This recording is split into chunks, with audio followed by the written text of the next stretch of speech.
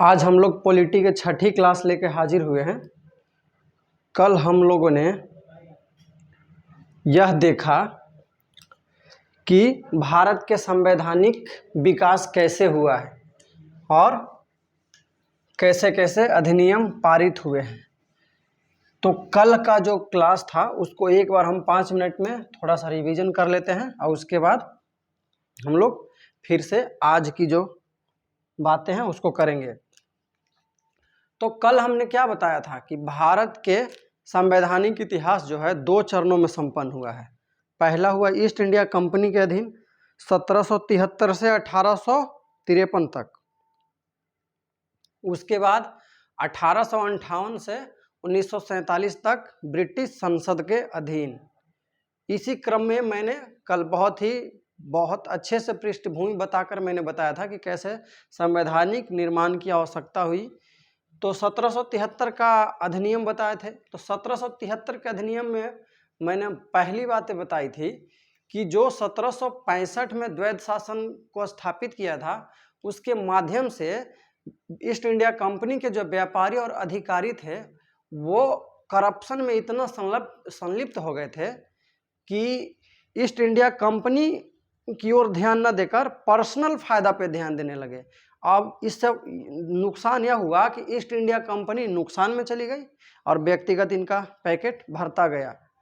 तो इसलिए 1773 के अधिनियम में जब पहला प्रावधान किया गया था तो उसमें पहला प्रावधान किया गया था कि जो ईस्ट इंडिया कंपनी के जो रेगुलेशन देखता था, जो फैसला लेता था, उसको निदेशक मंडल कहते थे।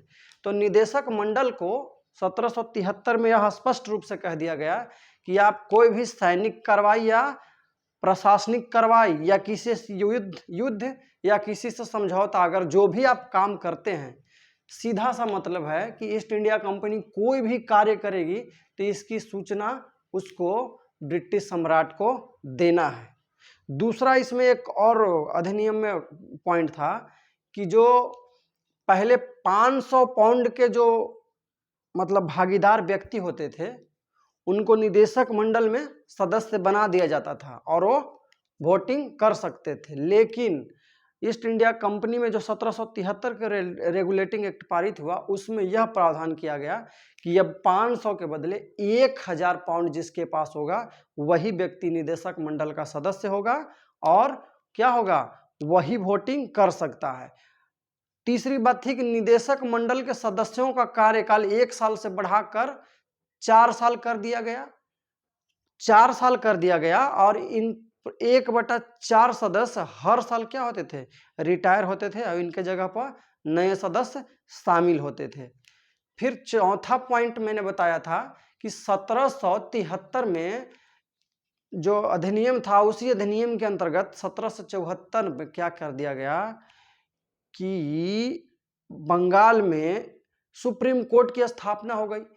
फिर सुप्रीम कोर्ट का मैंने पूरा ब्यौरा बताया था कि सुप्रीम कोर्ट के प्रथम मुख्य न्यायाधीश सर एलिजा एम्पे थे। 3 अन्य न्यायाधीश हाइड चैम्बर्स्टर और लिमाइड थे। 4 थे, या इनका नाम ऐसे भी देता है, पहले दे देगा हाइड, फिर दे देगा लिम्बेस्टर और तीसरा देता है चैम्बर्स। तो ध्यान रखिएगा 3 कौन कौन थे, हाइड, लिम्बेस्टर और चैम्बर्स, 3 अन्य न्यायाधीश थे। फिर मैंने बताया था कि 1773 में बंगाल के गवर्नर जनरल को बदल के नाम दे दिया गया बंगाल के गवर्नर जनरल। बंगाल के पहले गवर्नर हुआ करते थे, ध्यान रखिएगा। 1757 में प्लासी के युद्ध जीतने के बाद वहां पे प्रशासनिक नियंत्रण के लिए एक गवर्नर की नियुक्ति की गई थी, जो कि 1757 से 1772 तक उसको क्या कहा जाता था, गवर्नर। लेकिन 1773 के रेगुलेटिंग एक्ट के द्वारा उस गवर्नर का नाम बदल के क्या कर दिया गया, गवर्नर जनरल। एक अन्य प्रावधान किया गया था कि मद्रास और बंबई के जो एरिया थे उनका भी आंशिक रूप से प्रशासन कौन करेंगे, बंगाल के गवर्नर जनरल। अब इनकी कार्य बढ़ गया तो कार्य के बर्डन को कम करने के लिए क्या कर दिया गया कि एक कार्यकारिणी परिषद का निर्माण किया गया जिसमें एक गवर्नर जनरल और 4 अन्य सदस्य थे। 4 सदस्य मैंने एक फार्मूला बताया था कि सीएम का बॉयफ्रेंड, तो सी से हो गया क्लेवरिंग, एम से हो गया मॉन्सल, और बी से हो गया बोरवेल, और एफ से हो गया फ्रांसिस। और इसमें ध्यान रखिएगा कि चौथा जो अन्य सदस्य था, जो चौथा गवर्नर जनरल के कार्यकारिणी परिषद में, फ्रांसिस, वह वारेन हेस्टिंग्स का क्या था, विरोधी था। मैंने यह भी बताया था कि इसमें जो भी फैसला लिया जाता था बहुमत के आधार पे लिया जाता था।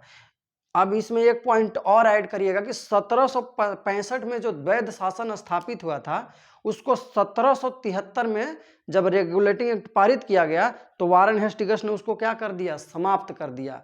तो इतनी सारी बातें मैंने कल आपको बताया था।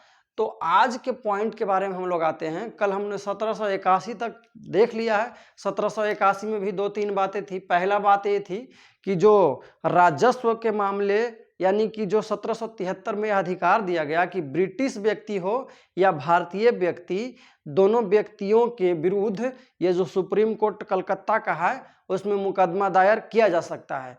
तो इससे हुआ क्या कि भारत के जितने भी किसान और जमींदार थे उनको अंग्रेज थोड़ा सा भी परेशान करते और कर वसूल, राजस्व वसूली में अगर शोषण करते तो वह सुप्रीम कोर्ट पहुंच जाते। और इससे क्या हुआ कि दिन प्रतिदिन देखते देखते उनका क्या हो गया, अब राजस्व वसूली कम पड़ गया। तो आपको बताएं कि निदेशक मंडल को कहा गया था कि आप कोई भी काम करेंगे तो आपको सूचना ब्रिटिश संसद या ब्रिटिश सम्राट को देना है। तो 1773 में यह अधिनियम आया, ठीक है ना। उसके बाद 75-76 में यह मैसेज वहां दिया गया कि यहाँ राजस्व वसूली तो कम पड़ गया है। तो बहुत सारे संशोधन के अंतर्गत एक 1781 का बंगाल जुडिकेचर एक्ट, या इसको बंदोबस्त कानून भी कहा गया, उसको लाया गया। इसमें प्रावधान क्या किया गया कि इसमें सुप्रीम कोर्ट की जो है एक परिभाषित कर दिया गया कि यह क्या करेगा और क्या नहीं करेगा। तो उसमें जितने भी कलकत्ता और भारत के वासी थे उनको बंगाल के सुप्रीम कोर्ट के अंतर्गत कर दिया गया कि इनके सारे मुकदमे जो है सुप्रीम कोर्ट में दायर किए जाएंगे। लेकिन जो व्यक्ति ईस्ट इंडिया के कर्मचारी है या अधिकारी है या ईस्ट इंडिया कंपनी के अंतर्गत कोई कार्य करता है तो वह सुप्रीम कोर्ट के अंतर्गत नहीं आएगा, यानी कि उसके विरुद्ध कोई मुकदमा दायर नहीं किया जा सकता है। दूसरी बात थी 1781 में कि जब भी कानून बनेगा तो वह ध्यान रखेंगे कानून बनाने वाले कि मुस्लिमों का जो है न्याय मुस्लिमों के धार्मिक ग्रंथ के आधार पे, उनके जो भी परंपरा है उसके अनुसार पे, और हिंदुओं का हिंदू रीति रिवाज के आधार पे किया जाएगा। तो ये 1781 तक हम लोग पढ़ लिए थे। अब हम लोग आते हैं 1784 का पिट्स इंडिया एक्ट। तो 1784 का पिट्स इंडिया एक्ट के बारे में अगर हम लोग देखें तो देखिए, सबसे पहले हम लोग को आज पढ़ना क्या है, 1784 का पिट्स इंडिया एक्ट।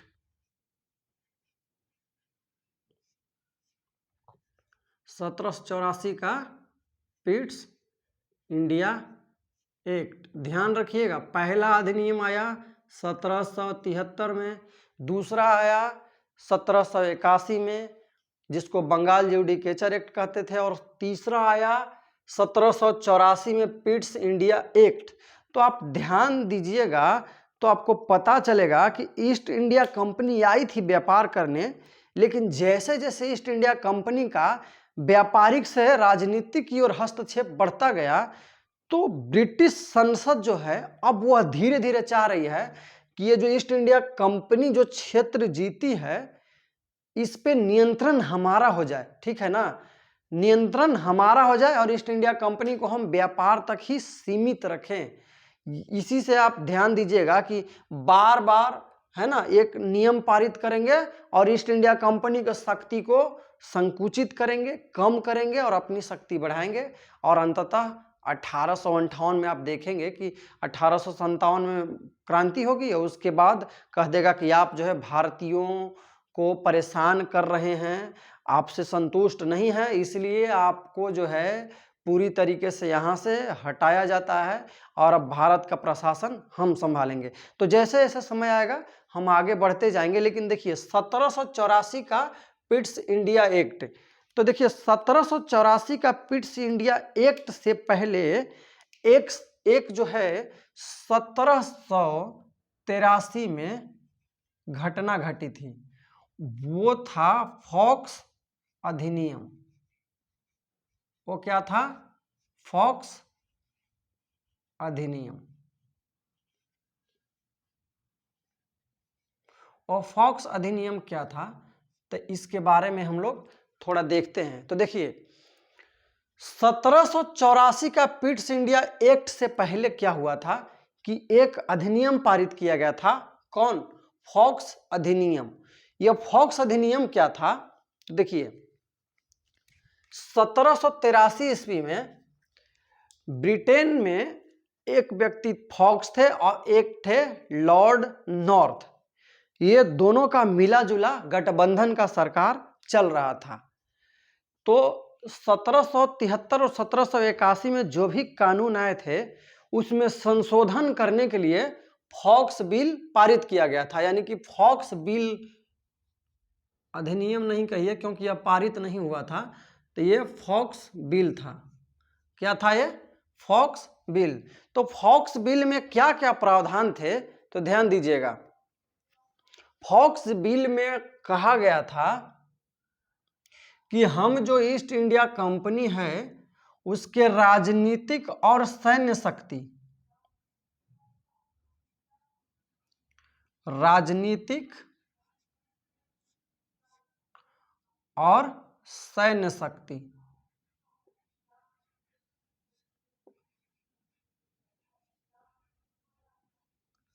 सैन्य शक्ति तथा दूसरा हो गया व्यापारिक शक्ति।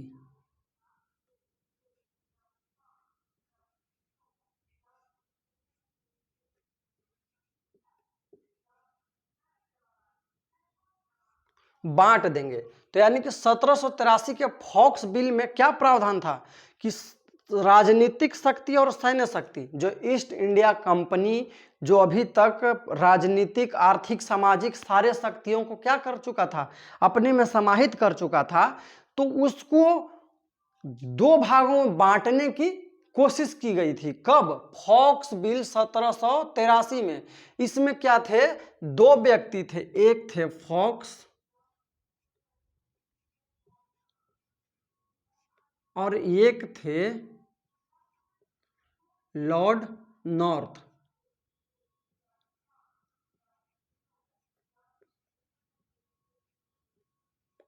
एक कौन थे?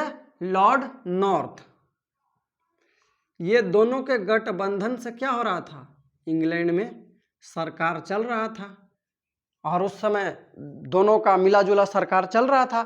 तो उन्होंने यह बिल लाया 1783 में, फॉक्स बिल, कि हम कंपनी के जो शक्ति है उसको दो भागों में बांटते हैं। एक भाग को कहा गया राजनीतिक शक्ति या सैन्य शक्ति। राजनीतिक शक्ति या सैन्य शक्ति का मतलब हो गया कि इनका यह अधिकार रहेगा कि किस राजा से हम समझौता करेंगे, किस राजा पे आक्रमण करेंगे, कहाँ पे हमको साम्राज्य का प्रसार करना है। और व्यापारिक शक्ति के अंतर्गत हो गया कि हम कहाँ पे व्यापार करेंगे, कौन सा पोर्ट, कहाँ पे कंपनी बनाएंगे, कहाँ पे हम किसको रियायत प्रदान करेंगे, कहाँ से हमको टैक्स वसूलना है। तो इन सभी चीजों को कहाँ से देखा गया? व्यापारिक में। तो अब देखिए कि राजनीतिक शक्ति के अंतर्गत इसमें कहा गया था कि 7 आयुक्त होंगे। क्या होंगे इसमें? 7 आयुक्त होंगे। आयुक्त कहने का मतलब कि 7 कमिश्नर से मिलकर एक बोर्ड बनेगा। ये सारी चीजों को देखने के लिए क्या होगा? 7 कमिश्नर।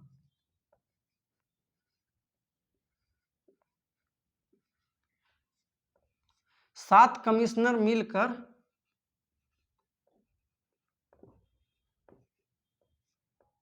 एक बोर्ड बनाएंगे।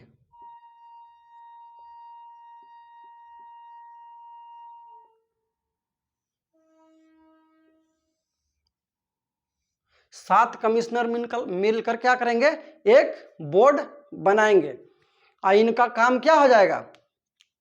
कि राजनीतिक और सैन्य शक्ति की देखरेख करना। अब व्यापारिक शक्ति के अंदर कहा गया कि इसमें क्या होगा, ध्यान से देखिए, हमने अभी बताया कि राजनीतिक और सैन्य शक्ति एक तरफ कर देंगे और व्यापारिक शक्ति एक तरफ कर देंगे।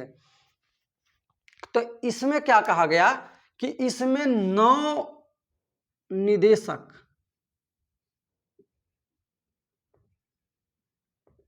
जिनको डायरेक्टर कहते थे, 9 निदेशक मिलके एक बोर्ड बनाएंगे।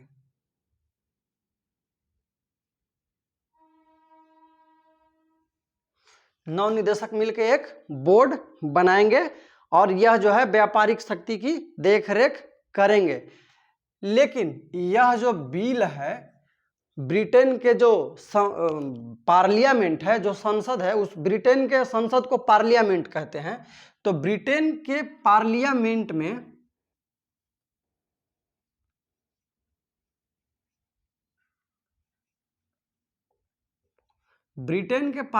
में 2 सदन है। कौन कौन सा है? एक है हाउस ऑफ कॉमन,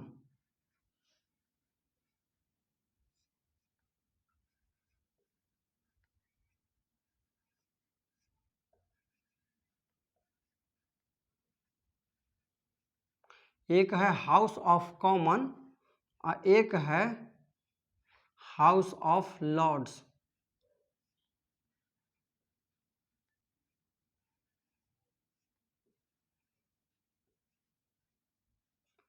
ध्यान देने वाली बात है कि भारत में जैसे संसद विधायिका के 2 प्रकार है ना, विधायिका के, केंद्रीय विधायिका को देखा जाए तो एक लोकसभा और राज्यसभा है ना, तो उसी तरीके से हाउस ऑफ कॉमन जो है वहां की निचली सदन है और हाउस ऑफ लॉर्ड्स जो है ऊपरी सदन है। यानी कि भारत के राज्यसभा के बराबर है हाउस ऑफ लॉर्ड्स और भारत के लोकसभा के बराबर है हाउस ऑफ कॉमन। तो ये जब बिल जो है, ये जो फॉक्स बिल है, ये जब फॉक्स बिल है, ये दोनों के मिला जुला जो सरकार था, ये दोनों का जो मिला जुला सरकार था, ये जब बिल बन के आता है कहां पे? हाउस ऑफ कॉमन में। तो हाउस ऑफ कॉमन में बहुमत के साथ यह क्या हो जाता है? पारित हो जाता है। क्या हो जाता है? पारित हो जाता है, यानी कि पास हो जाता है। पारित या पास हो गया। अब यह पारित या पास हो गया हाउस ऑफ कॉमन में, लेकिन यह जैसे ही हाउस ऑफ लॉर्ड्स में जाता है तो यह जो बिल है वह पास नहीं होता है और इसी मुद्दे पर फॉक्स और लॉर्ड नॉर्थ में आपसी मतभेद उत्पन्न होता है और ब्रिटेन की सरकार गिर जाती है। क्या होती है? सरकार गिर जाती है। अब सरकार जब गिर गई तो अब नए प्रधानमंत्री की चुनाव होगा। सरकार गिर गया। अब एक चीज ध्यान रखिएगा कि यह पहला और अंतिम मामला है कि ब्रिटेन की सरकार भारत से संबंधित मामले के कारण गिर गई है। तो यह पहला और अंतिम मामला था। अब ये चीज आप समझ गए कि फॉक्स बिल क्या था। अब जब सरकार गिर गई तो 1784 में प्रधानमंत्री बने पीटर द यंग।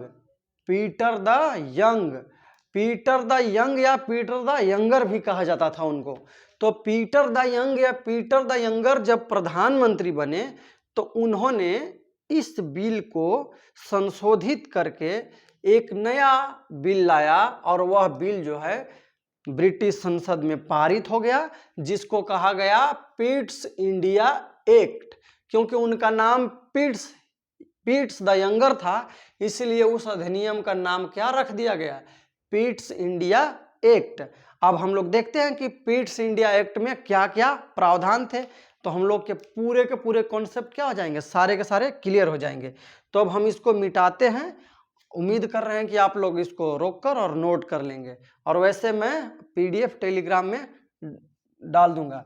अब देखिए इसमें क्या हुआ। अब हमको देखना है कि 1784 में पिट्स इंडिया एक्ट में क्या क्या प्रावधान किया गया था। तो देखिए सबसे पहली बात करें जो प्रावधान की, सबसे पहली अगर बात करें तो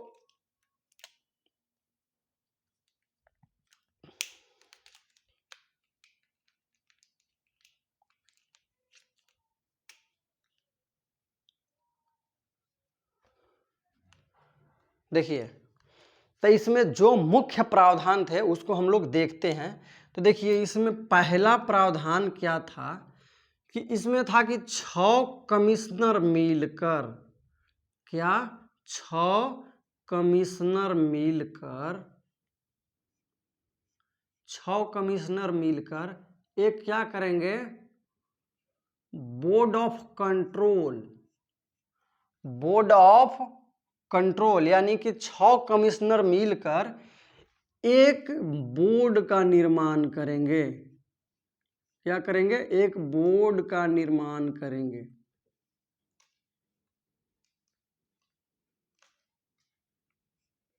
बोर्ड मतलब एक संस्था,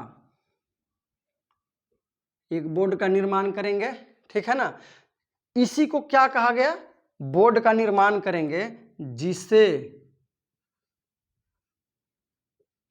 board of control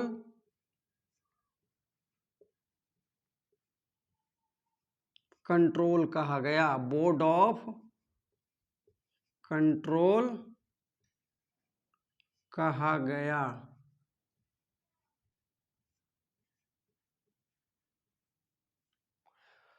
board of control कहा गया। अब सोचिए कि ये बोर्ड ऑफ कंट्रोल, तो अब देखते हैं हम कि जो 6 कमिश्नर थे वो कौन कौन थे। तो हम 6 सदस्य के बारे में देखते हैं।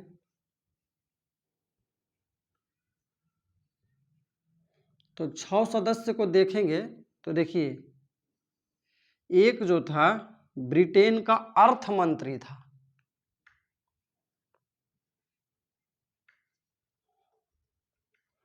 एक जो था वह ब्रिटेन का अर्थ मंत्री था।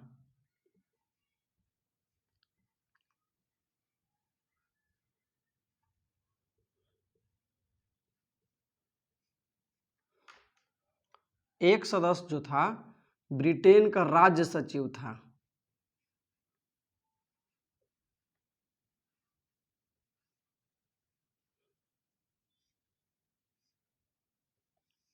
और 4 जो सदस्य थे, यानी कि एक हो गए राज्य सचिव और एक हो गए ब्रिटेन के अर्थ मंत्री, और 4 जो सदस्य थे वो प्रिवी काउंसिल, प्रिवी काउंसिल, 4 जो थे प्रिवी काउंसिल के सदस्य थे।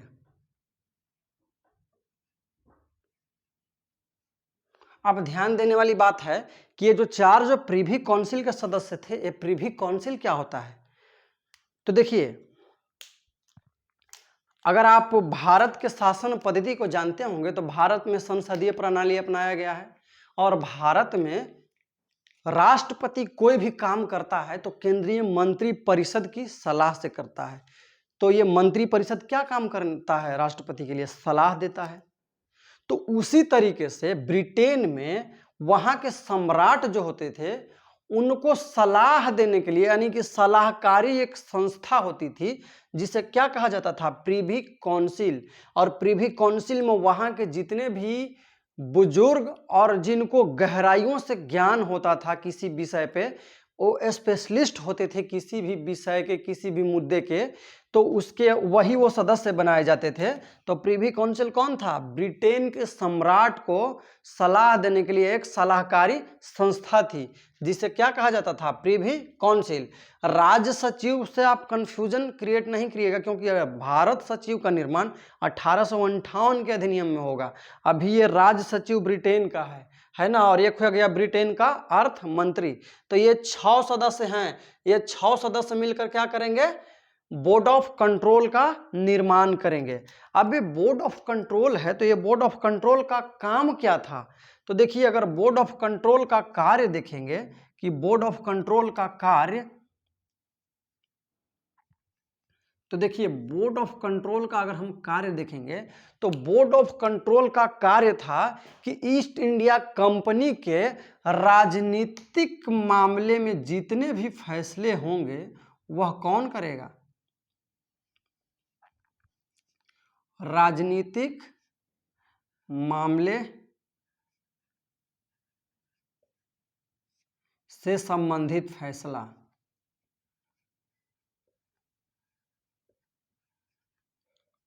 तो राजनीतिक मामले से जितने भी संबंधित होंगे वो सारा फैसला कौन करेगा? बोर्ड ऑफ कंट्रोल करेगा। और एक और प्रावधान किया गया दूसरा कि जो व्यापारिक मंडल है उसको बोर्ड ऑफ डायरेक्टर कह दिया गया। क्या कह दिया गया? Board of director.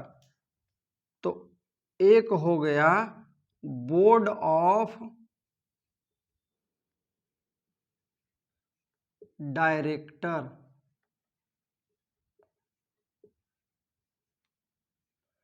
Board of director, इसका कार्य अगर देखेंगे तो इसका कार्य था व्यापारिक संबंधित मामले।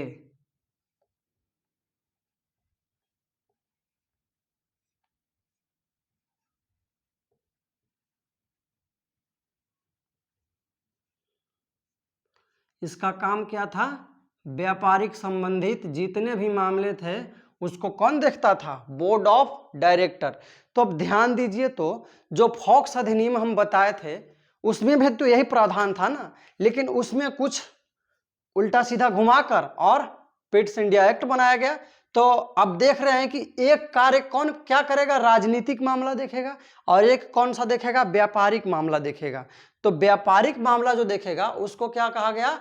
बोर्ड ऑफ कंट्रोल, बीओडी भी इसको कहते हैं, बोर्ड ऑफ कंट्रोल, जिसको अगर हम लोग कहेंगे तो बीओडी कहेंगे शॉर्टकट में, क्योंकि बोर्ड ऑफ कंट्रोल बार बार क्या कहेंगे? अरे बोर्ड ऑफ बीओसी, इसको क्या कहेंगे? बीओसी। और बोर्ड ऑफ डायरेक्टर को हम लोग कहेंगे बोर्ड ऑफ डायरेक्टर, यानी कि बीओडी। तो देख रहे हैं कि बीओसी और बीओडी दो राजनीतिक संस्था का निर्माण हुआ।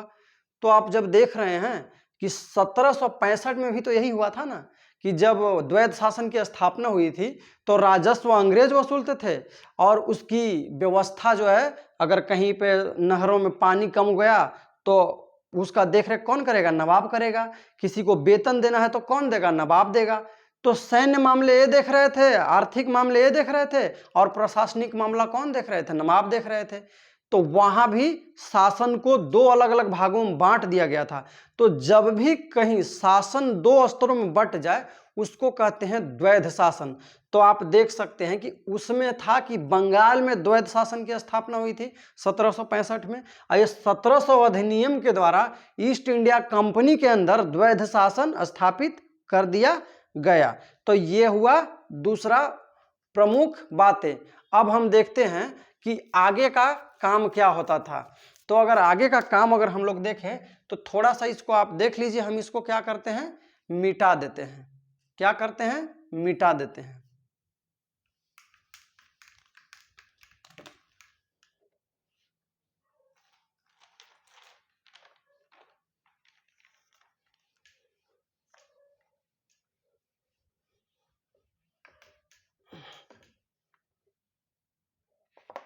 एक मिनट वेट कीजिएगा, ये उखड़ रहा है बोर्ड का कॉप, इसको चिपका देते हैं।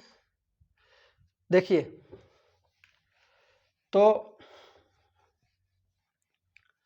अब जो अगला अधिनियम था, अगला अधिनियम नहीं, इस अधिनियम में जो अगली बातें थी वो ध्यान देने वाली बातें हैं कि द्वैध शासन के बारे में हम बता दिए।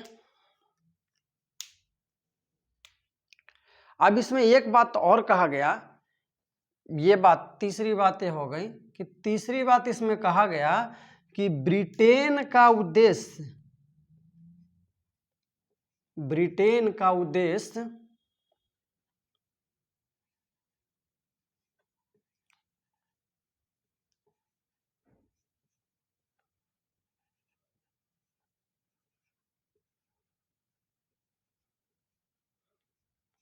ब्रिटेन का उद्देश्य जो है भारत में क्या है? व्यापारिक अधिकार प्राप्त करना है, यानी कि व्यापारिक प्रसार करना है।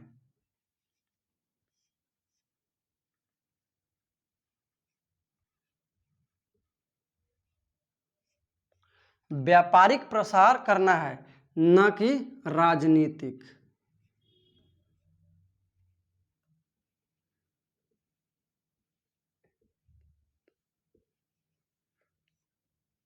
तो 1784 में यह घोषणा किया गया ब्रिटिश गवर्नमेंट के द्वारा कि ब्रिटेन का उद्देश्य भारत में व्यापारिक प्रसार करना है, व्यापार का फैलाव करना है। हम ज़्यादा से ज़्यादा व्यापार करेंगे, ज़्यादा से ज़्यादा एरिया में अपना व्यापार को प्रसार करेंगे। ऐसा नहीं है कि हम पूरे भारत को जीतना चाहते हैं, पूरे भारत पे अपना शासन नियंत्रित स्थापित करना चाहते हैं, ऐसा मेरा कोई मकसद नहीं है। तो ये उनका कहना था। अब देखिएगा कि चौथी बात क्या हुआ कि इस अधिनियम के द्वारा जो आप देखे थे कि कार्यकारिणी परिषद का निर्माण हुआ था 1773 में, गवर्नर जनरल को मिलाकर एक कार्यकारिणी परिषद का निर्माण हुआ था ताकि प्रशासन अच्छा से किया जा सके। तो इसमें क्या किया गया कि कार्यकारिणी परिषद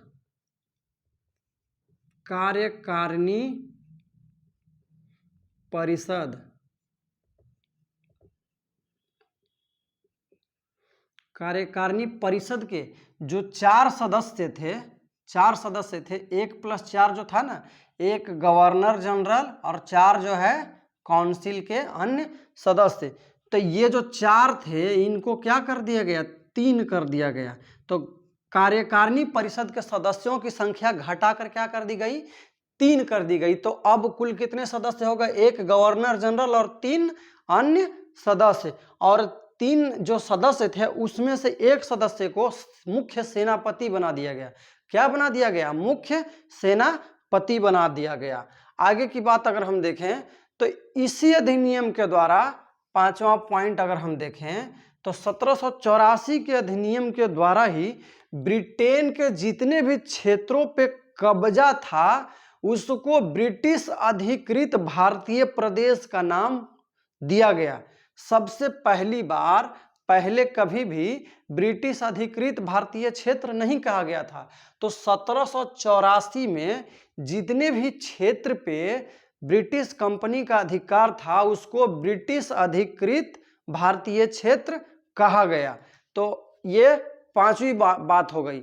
अब जो हो गया, छठी बातों को अगर आप ध्यान से देखेंगे तो छठी बातों को अगर आप ध्यान से देखते हैं तो इसमें क्या होता है कि 1773 में यह प्रावधान किया गया था कि जितने भी भारत के व्यक्ति हों या ब्रिटेन के व्यक्ति हों वो सुप्रीम कोर्ट में उन पे मुकदमा चलाया जा सकता है। लेकिन 1781 में अधिनियम ला के यह फैसले को बदल दिया गया और कहा गया कि अब जो है ब्रिटेन के नागरिक भारत में सुप्रीम कोर्ट में अगर कोई मुकदमा चलाता है, कोई भारतीय मुकदमा अगर उसमें मुकदमा दायर करता है तो वह वैध नहीं होगा। तो उनका जो प्रशासन है ब्रिटेन में जो भी अगर गलती करेंगे तो ब्रिटेन के कोर्ट में फैसला होगा।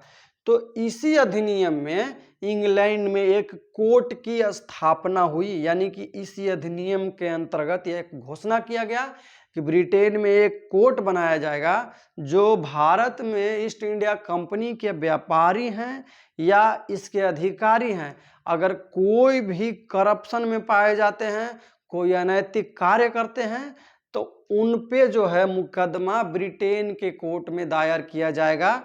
और इसकी घोषणा है कि इसी के लिए ब्रिटेन में एक कोर्ट की स्थापना होगी। तो ये बातें समझ गए। 1773 में क्या हो गया, पहले फैसला दिया गया कि ब्रिटेन के लोगों के ऊपर भी सुप्रीम कोर्ट में जो बंगाल का था मुकदमा दायर किया जा सकता है। 1781 में इस अधिनियम को पलट दिया गया, कहा नहीं, ब्रिटेन के लोगों के ऊपर मुकदमा कलकत्ता में नहीं ब्रिटेन में ही चलाया जाएगा। लेकिन वास्तविक में 1784 के पिट्स इंडिया एक्ट अधिनियम के अंतर्गत वो मुकदमा चलाने के लिए एक कोर्ट की स्थापना हुई। अब क्या हुआ, 7वां पॉइंट अगर देखेंगे तो 7वां पॉइंट में हुआ कि हमने बताया था कि 1773 के रेगुलेटिंग एक्ट में बम्बई और मद्रास को आंशिक रूप से नियम बनाने का गवर्नर जनरल को अधिकार मिल गया था। लेकिन 1784 ईस्वी के अधिनियम के द्वारा मद्रास और बम्बई दोनों को पूर्ण रूप से बंगाल के गवर्नर जनरल के अधीन कर दिया गया। तो ये जो बात हुई ये क्या हो गया 1784 का पिट्स इंडिया एक्ट का अधिनियम। इससे ज्यादा इसमें पॉइंट जितने भी हैं, जितने भी अभी तक पूछे गए हैं और पूछे जाने की संभावना है, इतना ही था। इतना अगर आप कर लेंगे तो 1784 आपका बहुत ही अच्छे से कंप्लीट हो जाएगा। अब आते हैं हम लोग 1786 के अधिनियम। 1786 के अधिनियम को अगर हम लोग देखेंगे तो देखिए 1786 का अधिनियम देखते हैं हम लोग। तो देखिए 1786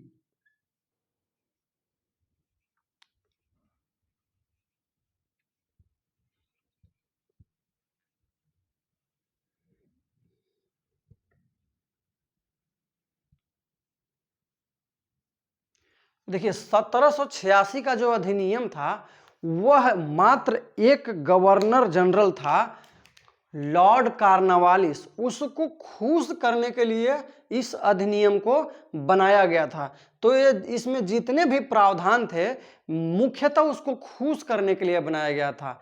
जब ब्रिटेन के जो संसद है वो जो है चाहती थी कि लॉर्ड कार्नवालिस भारत में गवर्नर जनरल का पद संभाले, तो उसने क्या किया कि दो शर्तों को रखा। पहला शर्त रखा कि आप जो हैं हमको गवर्नर जनरल का भी पद दीजिए, और जो आप कार्यकारिणी परिषद के जो 1+3 सदस्य यानी कि एक गवर्नर जनरल और 3 जो कार्यकारिणी परिषद है उसमें से आप एक व्यक्ति को मुख्य सेनापति का दायित्व देते हैं, तो वो सेनापति का पद भी हम ही को दे दीजिए। कौन कहा? Lord Cornwallis. और दूसरा डिमांड क्या किया कि पहला तो कहा कि देखिए आप हमको क्या करिए कि गवर्नर जनरल भी बनाइए और मुख्य सेनापति का पद भी दीजिए। और दूसरा कहा कि ये जो कार्यकारिणी परिषद के जो सदस्य हैं ये ऐसे ही उछलते रहते हैं तो हमको तो दिक्कतें आएंगी, तो हमको यह अधिकार दीजिए कि जो बहुमत से फैसला होता है इनके बहुमत को भी हम क्या कर सके, रद्द कर सके। अगर हमको बनाने का मन करे कानून तो बना दे, और अगर किसी कानून को रद्द करने का मन करे तो हम रद्द कर सके। तो यानी कि इनकी जो है स्थिति को क्या कर दिया, खत्म कर दिया, इनकी प्रासंगिकता को क्या कर दिया, खत्म कर दिया गया। तो 1786 में इन्हीं सब बातों को लाकर यह प्रावधान बना दिया गया। तो पहला बात क्या हो गया कि लॉर्ड कार्नवालिस, लॉर्ड कार्नवालिस, तो लॉर्ड कार्नवालिस को क्या कर दिया गया, लॉर्ड कार्नवालिस को गवर्नर जनरल, लॉर्ड कार्नवालिस को गवर्नर जनरल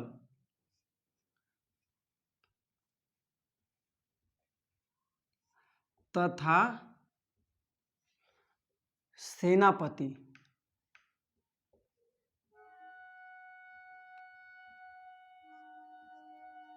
दोनों प्रदान किया गया।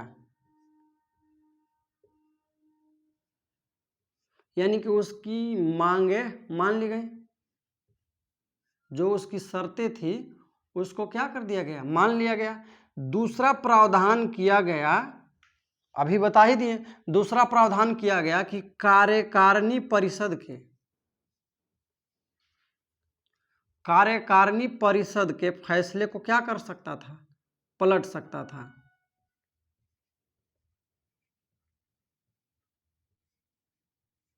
कार्यकारिणी परिषद, कार्यकारिणी परिषद के निर्णय को क्या कर सकता था, रद्द,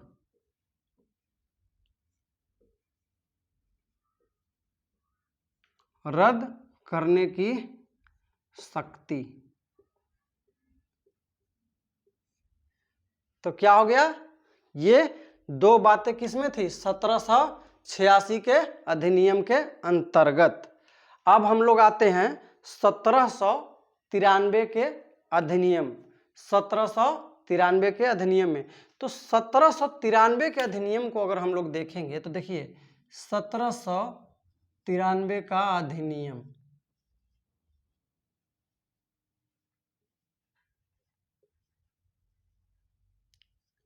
तो 1793 के अधिनियम के अंतर्गत दो बातें कही गई थी।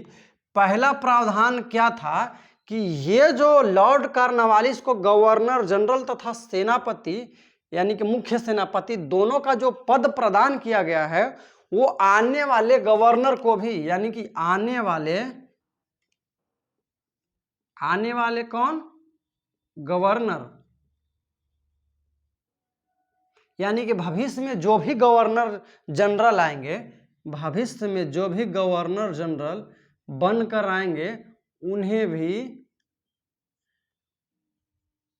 भी यह शक्ति, कौन शक्ति, यानी कि गवर्नर जनरल तथा सेनापति दोनों बनाकर भेजा जाएगा। दूसरी बात क्या कहा गया 1793 के अधिनियम में कि अभी आप देखें कि 1784 में एक संस्था का निर्माण हुआ जिसको कहा गया बोर्ड ऑफ कंट्रोल। तो बोर्ड ऑफ कंट्रोल के जितने भी सदस्य थे उनका वेतन किससे दिया जाएगा, तो भारतीय कोष से दिया जाएगा। अब सोचिए ये जो पदे थी बोर्ड ऑफ कंट्रोल और बोर्ड ऑफ डायरेक्टर तो ब्रिटेन में बना था, वहां से शासन संचालित करते थे, लेकिन उनका जो है वेतन वह भारत के राजकोष से दिया जाएगा। समझे? तो यह 1793 के अधिनियम में यह पारित किया गया था। इसी सब तरीके से तो आप देखे होंगे कि ड्रेनेज ऑफ वेल्थ, धन का निष्कासन सिद्धांत दादा भाई नौरोजी ने पारित किया था बाद में कि भारत के जितने भी व्यापारी हैं वो इंग्लैंड से मतलब मटेरियल बना के ले आते, यहाँ से कच्चा माल इंडिया से ले जाते हैं, इंडस्ट्री को बढ़ा लिया, वहाँ से पका पकाया माल यहाँ बना के और हमारे पूरे मार्केट को क्या कर दिया है, उन्होंने ढक दिया है। तो अब देखिए कि 1793 में दो बातें कि ये जो गवर्नर जनरल और मुख्य सेनापति का पद जो लॉर्ड कॉर्नवालिस को दिया गया था आने वाले गवर्नरों को भी, आने वाले गवर्नर जनरल को भी दे दिया गया। और दूसरी बात है कि ये जो बोर्ड ऑफ कंट्रोल के जो सदस्य थे उनका वेतन भारतीय कोष से देने की व्यवस्था की शुरुआत हुई। तो आज हम लोग 1793 तक इसको रहने देते हैं, आगे की क्लास में हम लोग आगे बढ़ेंगे। तो चलते हैं, आज खत्म करते हैं इसको।